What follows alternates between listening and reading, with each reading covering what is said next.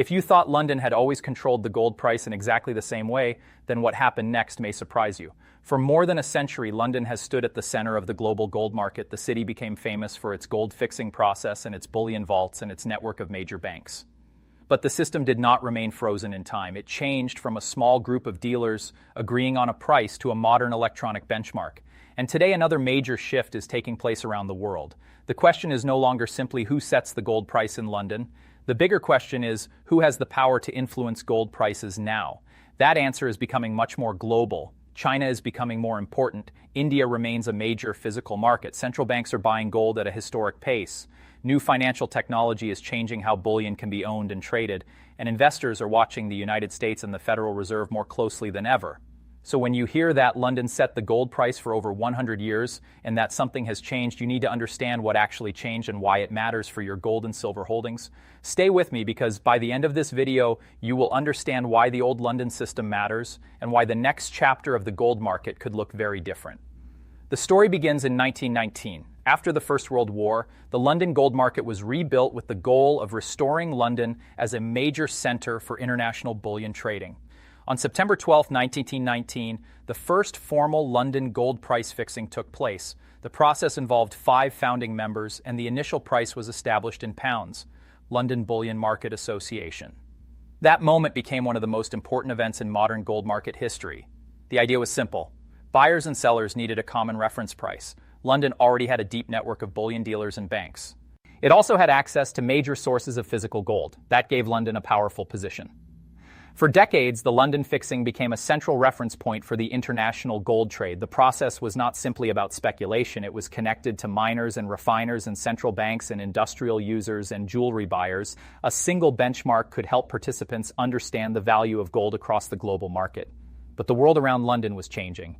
The United States was becoming a financial superpower. The dollar was becoming increasingly important in global trade. New York was becoming a major center for financial markets. Gold was becoming more actively traded through futures and other financial instruments. The London system had to adapt. One major change came in 1968. The gold price shifted from pounds into US dollars, and the fixing moved to twice each day. That change reflected the growing importance of the American market and the dollar. London Bullion Market Association. Think about what that means. London was still setting a major benchmark, but the currency used to express that benchmark had changed. The financial center remained London, yet the dollar was becoming the language of the global gold market. That relationship remains important today. When you look at gold on a financial website, you will usually see the price quoted in US dollars per ounce. You may be watching a market in Asia or Europe or the Middle East, yet the dollar still plays a central role. That is one reason gold investors pay so much attention to the Federal Reserve. When U.S. interest rates rise, the opportunity cost of holding gold can increase. Gold does not pay interest. Treasury securities do, so higher real yields can create pressure on gold. When rates fall, or when investors expect easier monetary policy, the calculation can change. Gold can become more attractive. The U.S. dollar can also play a major role. A stronger dollar can make gold more expensive for buyers using other currencies. A weaker dollar can make gold more affordable for those buyers. But here's where the modern gold story becomes much more interesting. Gold is no longer driven by one city, it is driven by a global network. London remains extremely important. The LBMA gold price remains an international benchmark for the gold market. But the process itself is no longer the old telephone-based meeting that many people imagine when they hear the words London Gold Fix, London Bullion Market Association. In 2015, the old London Gold Fix was replaced by the LBMA gold price. The new process was designed around an electronic auction with independent administration. The transition took place on March 20, 2015, London Bullion Market Association. That is a critical point. The statement that London simply stopped setting the gold price overnight would be misleading. London still matters. The benchmark still exists. The major change was in how the benchmark was created and governed. The old system had roots going back to 5 firms. The modern system uses an electronic auction and a broader group of market participants. LBMA says the number of direct participants expanded significantly after the transition and now includes Chinese banks. London Bullion Market Association.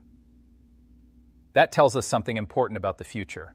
The gold market is becoming more international, and that matters because the center of physical demand is not located in one country. China has become one of the most important gold markets in the world. India remains deeply connected to gold through jewelry and investment demand. The Middle East has enormous importance for physical bullion. Central banks across emerging markets have increased their interest in gold, and the global financial system itself is changing. This is where the current market environment becomes especially important. In August 2026, gold has been trading around historically elevated levels. Reuters reported that gold had surged about 10% during the month to around $4,400 per ounce. The move was linked to geopolitical tension and expectations around U.S. monetary policy and a weaker dollar. Central bank buying has also remained a major force. Reuters. That is not the kind of environment where the old idea of one city controlling everything makes sense. The market has become too large. The number of participants is too broad. The sources of demand are too diverse, and the financial connections are too complex. Yet London still matters because of something that is often overlooked. Infrastructure. Gold is not just a chart. Physical gold needs to be stored. It needs to be transported. It needs to be refined. It needs to meet recognized standards. It needs to be delivered between financial institutions. London has developed an enormous infrastructure around these functions. The London Good Delivery System is one of the most important examples. It establishes standards for acceptable bullion bars and has become a major part of the international wholesale bullion market, London Bullion Market Association. So even if Shanghai becomes more influential and New York remains powerful, London does not suddenly disappear. Instead, the market becomes more interconnected. This distinction is extremely important for gold investors. The next shift in gold does not necessarily mean London loses everything. It may mean the world becomes more competitive. Imagine the gold market as a global network. London is one major hub. New York is another. Shanghai is another. Hong Kong is another. Dubai is another. India is another. Central banks form another powerful group. Large investment funds form another. Millions of individual investors form another. All of these groups interact. Prices emerge from the combined flow of orders and expectations.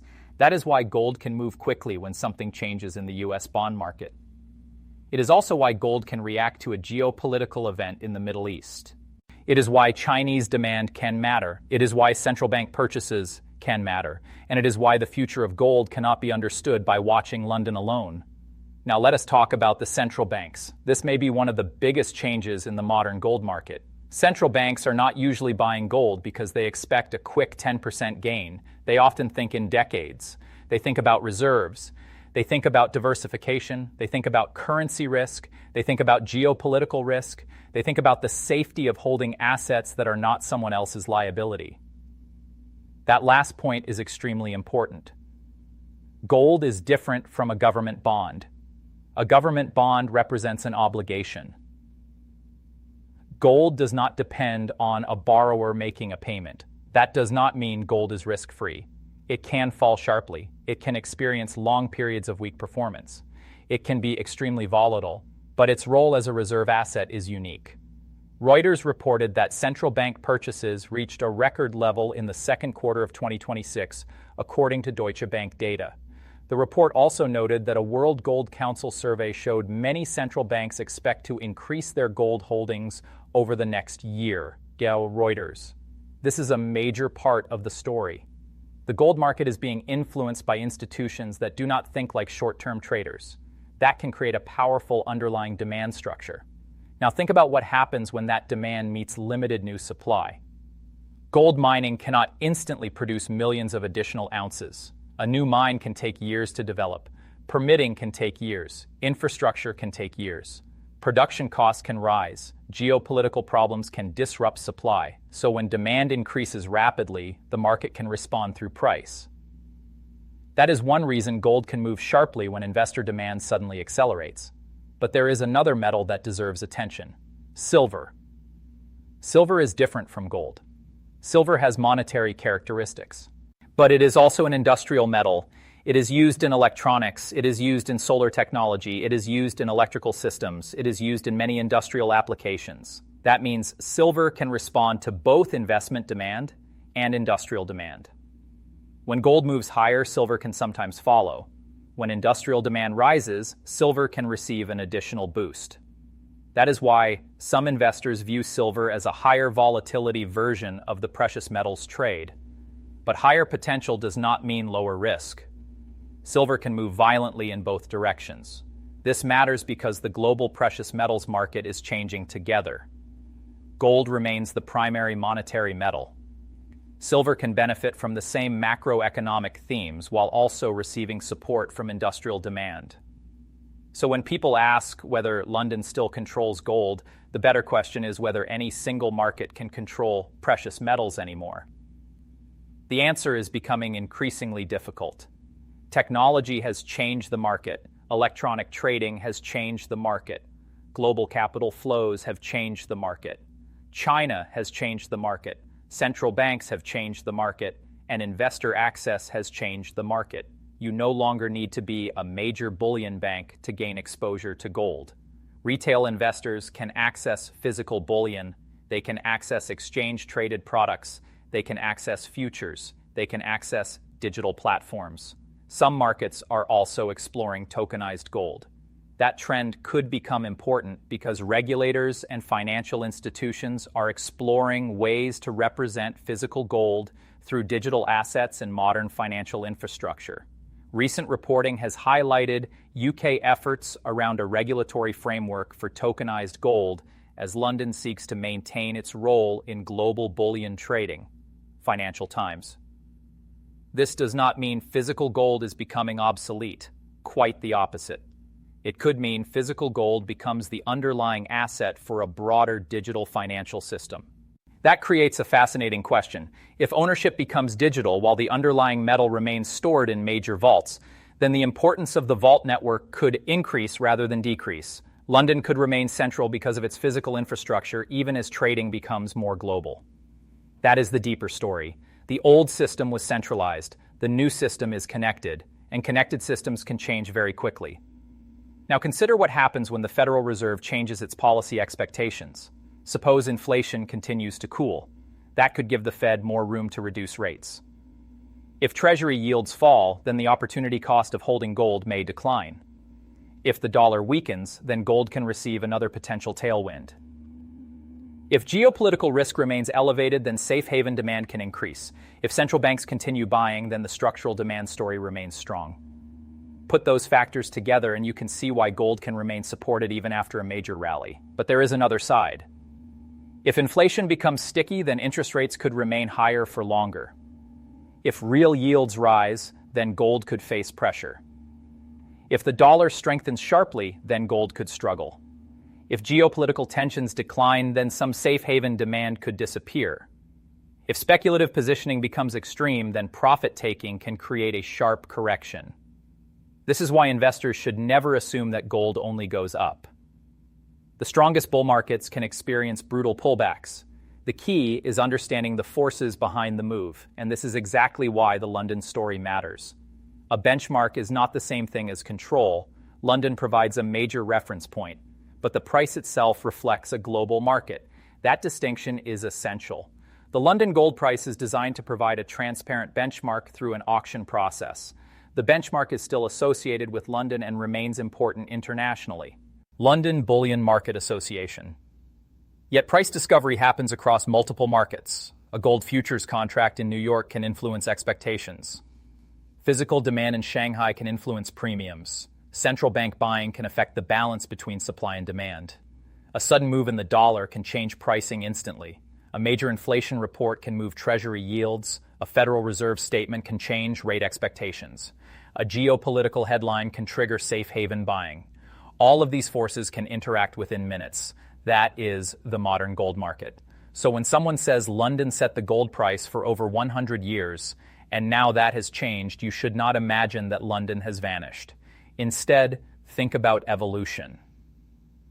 In 1919, London created a formal price-fixing process. In 1968, the process adapted to the growing importance of the dollar. In 2015, the traditional fixing process was replaced by a modern electronic benchmark. And today, the global gold market is becoming even more interconnected. London Bullion Market Association. The next stage could be even more interesting. Asia is gaining influence. Digital infrastructure is expanding. Central banks remain active. Physical gold remains important. And global investors are increasingly focused on monetary stability. This creates a potential long-term shift in the balance of power. But remember something important. Market influence does not have to be a zero-sum game. London can remain powerful, while Shanghai becomes more powerful.